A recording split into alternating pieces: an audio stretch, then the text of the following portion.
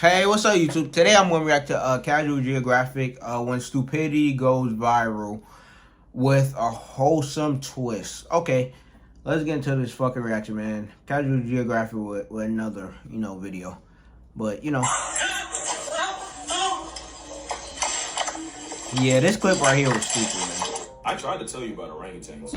I did say... Bro, you could tell from the video, bro. This guy right here was scared for his fucking life, bro.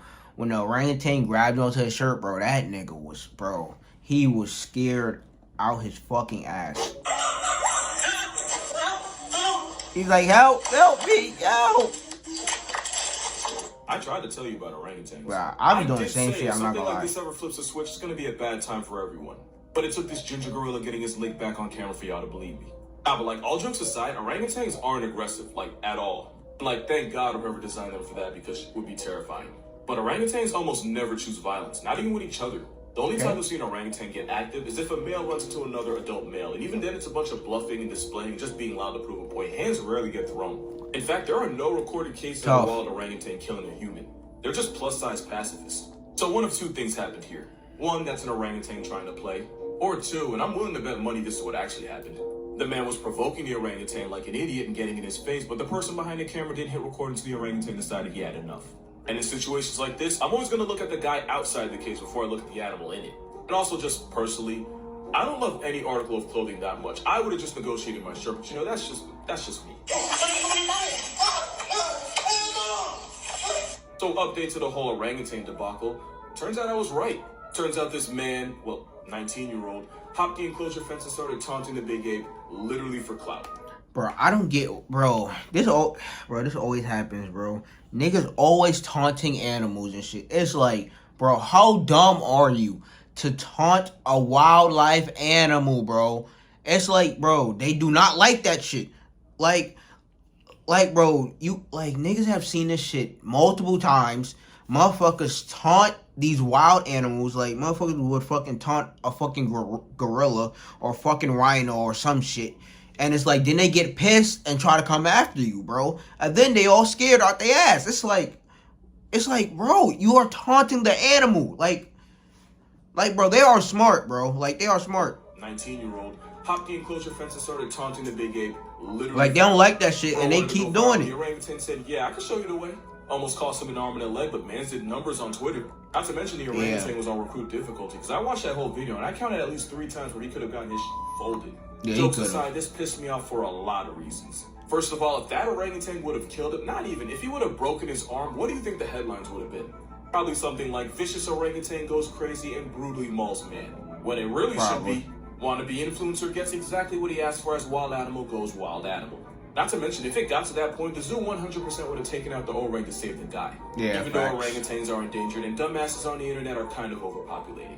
And I just know Harambe was watching from the beyond like, ain't that some bullshit? It takes years for keepers to gain the trust of an animal like that, and this man managed to destroy it all in less than 10 seconds. I'll say one thing though, he chose the right ape to try this with. If he would have tried the gimmicks with a gorilla or worse, a chimp, yeah, none of us he would have be done. That video. He would have been done. On a Tor browser, because this would have turned into a snuff film.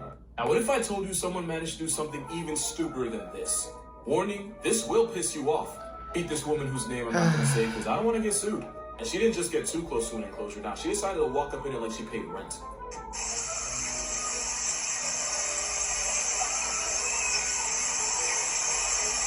So, 2 things. 1, this was in Texas, so Florida, you can unclench. And 2, those are spider monkeys. This is a spider monkey. Yeah. The game she thinks she's playing, but she could have lost badly. One wrong move and they could have her looking like she could unlock Voldemort's phone. Okay. So this video is basically dumb fucks, my nigga. Okay. But she could this have video lost basically badly. gonna be dumb fucks. One wrong move and they could have her looking like she could unlock Voldemort's phone. And if that weren't enough, which it obviously was, she even decided to feed the monkeys Cheetos. Bro, Not what? even the original ones. Nah, she went flaming hot. I don't think I need to tell you why that's bad. Then again, someone like her is able to vote, so... Yeah, they tell you not to feed wild animals because the food we eat can make them violently sick, especially if it's flaming hot. The woman was kicked out of the zoo and allegedly charged with criminal trespass. She also lost her job at a law firm, which at first made me happy, but then made me seriously question just how she got that far. And I think about it, that's probably where she got her lawyers from. Yeah, that's you know crazy. Who she is, I don't gotta say her name. And after going viral, she swiftly received the online spanking that comes with it. After all the backlash, she finally released a statement where she was actually apologetic and really seemed to understand the gravity of you know I'm lying, right? Nah, instead, this woman who somehow survived 26 trips around the sun still doesn't think she did anything wrong because, in her words, nobody got hurt. I'm sure the monkeys wish they could have that one back. But she did learn at least one valuable lesson: to keep her Cheetos to herself. Okay. My mom doesn't like when I curse on the internet, so I'm gonna end it right there. If you've seen this tiger before, you've probably been lied to. This tiger went viral a few years ago for having Down syndrome, which caused obvious facial deformities. People love this pug-faced predator so much that they used him to spread awareness. Except, he never had it, and the truth was actually way worse. What? See, the thing is, white tigers are rare, like 1 in 10,000 type rare, and most of them survive longer than a year in the wild because if you can't camouflage, you're probably gonna starve. White tigers are also really popular for animal traffickers selling them on the very much illegal exotic pet market. Yeah, screw those guys, by the way. So the easiest way to breed white tigers is to have 2 white tigers hook up so their recessive genes can produce another white tiger. The problem is, well, there's a lot of problems actually, but the biggest one is that because Caucasian carnivores are so rare, the ones they breed are often related, which is how they get more inbred than family reunion. Kenny the tiger didn't have Down syndrome. He was a twin-cest baby whose parents were siblings, and most of his actual siblings became past tense the moment they were born. The guy that bred him tried to lie and say he looked like that from smashing his face into a wall a bunch of times as a cub. Yeah. Kenny was rescued and taken to an animal sanctuary in Arkansas, along with his brother who was cross-eyed, because that's exactly the kind of thing that happens when you have an aunt, mom, and an uncle, dad. The sanctuary took care of Kenny for as long as they could until he eventually passed away at the age of 10 to melanoma. It's a sad story, but it could have been worse.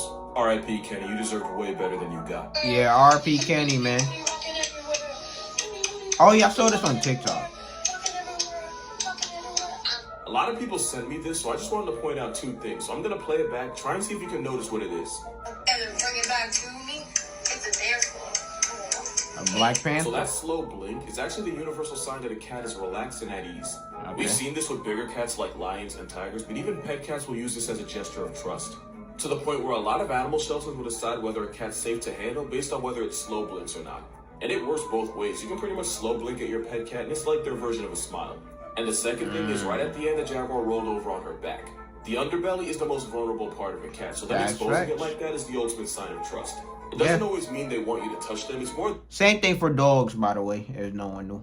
A cat, so them exposing it like that is the ultimate sign of trust. It doesn't always mean they want you to touch them. It's more them trying to tell you that they're comfortable around you. I don't know what you did, but keep doing it, because that cat loves you. So King Julian would actually be a queen. And not in like a yassified way, but in real life, ringtail lemur society is female dominated. Lady lemurs assert their dominance by bullying the low-ranking males at every opportunity.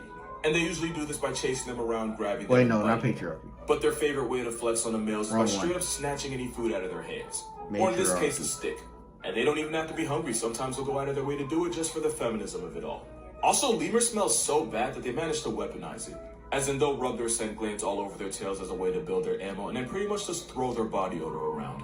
Also, they're much more homicidal than the movie wants you to believe. There was a study done on 1,000 animals to see which one was more likely to kill their own kind. Meerkats were number 1, since about 19% of meerkat deaths were caused by another meerkat. Lemurs were not far behind, with up to 17% of lemurs. Yo, bro, I used to watch that fucking Meerkats fucking TV show that used to play on fucking Animal Planet, bro. I used to fucking fuck with that show heavy. Percent of meerkat deaths were caused by... If I know what I'm talking about, comment lemurs were not far behind, with up to 17% of lemur obituaries being co-signed by their own kind. And a lot of it comes from females kidnapping and abandoning babies and males straight up aborting them. Moral of this video, King Julian was a hyper-homicidal, child-endangering, BO-blasting drag queen. So you probably know the story of Harambe, but not enough people know the story of Jumbo. So this goes all the way back to 1986. 5-year-old Levin Merritt was excited to go to the zoo with his family. But when he got to the gorilla pen, bro got a little too excited.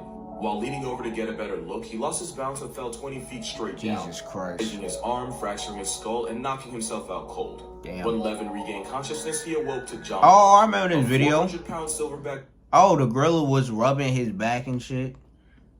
Cold. When Levin regained consciousness, he awoke to Jumbo, a 400-pound silverback gorilla looming over him. The kid understandably screamed, and that momentarily freaked out Jumbo, and witnesses thought this was going to end in the worst way possible. Jumbo protectively stood over the child, having gently stroking his back as he was unconscious. Jumbo even kept other gorillas away when they got curious and tried approaching the boy. It became clear to everyone that Jumbo was protecting Levin like he was one of his 20 kids. Oh yeah, Jumbo was like that. When Levin started crying, Jumbo calmly led the other gorillas to a small hut in the other corner of the pen, which was when paramedics were able to rescue the boy, who ended up making a full recovery. But the funny thing is, this incident might have saved gorillas in general. Because back then, people were terrified of and even hated gorillas. King Kong didn't help. But after the video of Jumbo looking after the fallen boy went viral, and this was back in the 80s, viral was a big deal. The public perception of gorillas did a full 180. Now you're probably wondering, what was the difference between this and Harambe? And the answer is actually depressing. With Harambe, people were screaming, throwing objects to distract them, when all they were doing was freaking the big ape out even more. Harambe got agitated, and that's why they ended up doing what they did. Had the people not screamed at him, Harambe wouldn't have gotten so agitated, he'd still be alive, and the pandemic never would have happened. So I actually have a lot of thoughts on the Harambe situation, and you're probably not gonna like them. So if you don't know about Harambe, give the phone back to your mom. TikTok's no place for a 5-year-old. A SparkNotes version, kid fell into gorilla pen, gorilla goes up to the kid, gorilla starts getting agitated, zoo officials got a rifle and ended it. The gorilla, not the, yeah. And the big question is, should they have murked Harambe, especially when he didn't seem like an immediate threat to the child? Here's the thing. They could have tranquilized them, but that easily could have backfired. Yeah. Think about it. It's already a stressful environment. You got people screaming and throwing things at you, and that's after a child-shaped object just got airdropped into your living room. Facts. Getting shot with a trank would only amp him up even And he's a more. big I want ass y'all to ape. watch this video.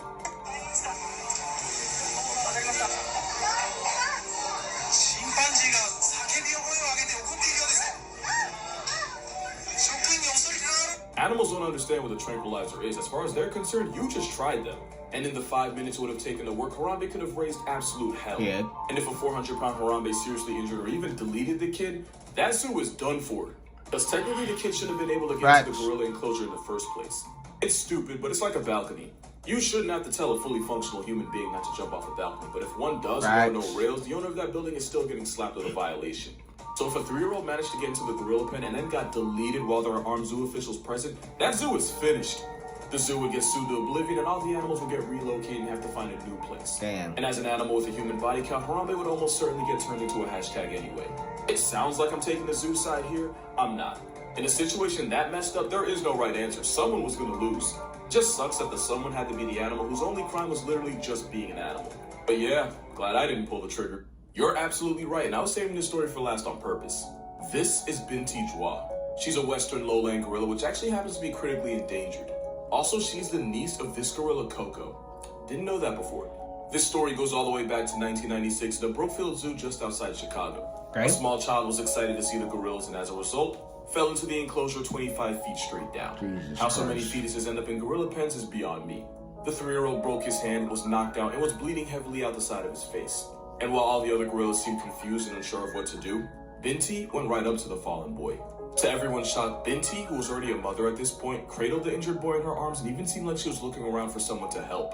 Then, with her own 17-month-old hanging on her back, Binti carried him across the enclosure over to a door where zookeepers could get to him and gently laid him down. But here's the part a lot of people don't realize. As a new mother, Binti had learned to hand off her newborn daughter over to zookeepers so they could get her examined by vets. Binti did the same exact thing here, treating this boy she'd never met before like he was one of her own. But there might be another reason why she did this. You see, Binti was actually abandoned by her own mother when she was born and had to be hand-raised by humans. Dang. And when Binti became a mom, it was those same people that taught her how to care for her baby by using dolls. This story didn't just go viral, it went mid-90s viral, and it almost single-handedly changed the way a lot of people see gorillas. And in case you were wondering, Binti is still very much alive in the same Brookfield Zoo where she turned 34 in March. As for the baby gorilla on her back while she saved the little boy, that was her daughter Kula, who's 25 now and has a baby of her own, which makes Binti a grandmother. God bless you, Binti. Dang, another great video from fucking CasualGeographic, man. Great ass fucking video, but I swear, people be so fucking dumb, like, bro, dealing with animals. It's like, bro, taunting the animal and fucking all that shit. It's like, bro, why? It's like, why? Animals are fucking smart, bro. And it's like, you taunting the animal and all that other shit. It's like, bro, you choosing a dangerous road. You choosing a dangerous road. Because if that animal fucking retaliate, bro, you're done. You're done. Especially like, bro, like, bro, if you going to fucking taunt the animal, taunt like a fucking goldfish or some shit.